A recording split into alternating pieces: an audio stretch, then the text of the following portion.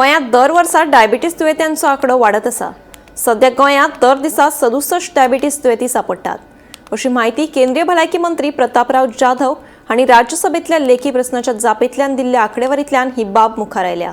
राज्यांत फाटल्या 3 वर्सांत डायबिटीस दुयेंसाक लागून 72,916 जाणांक मरण आयलां।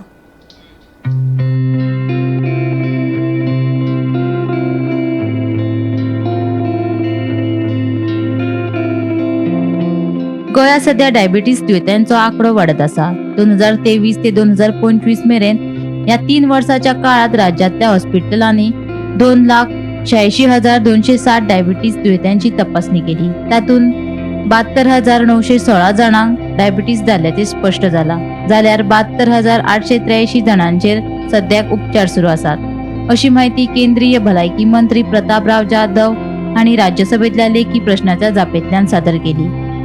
3 वर्सांच्या काळात मरण पाविल्ल्या 72,916 जाणांचो विचार केलो जाल्यार दर दिसा सरासरी 67 जाणांक डायबिटीस दुयेंसाची लागण जाता, हें स्पष्ट जालां।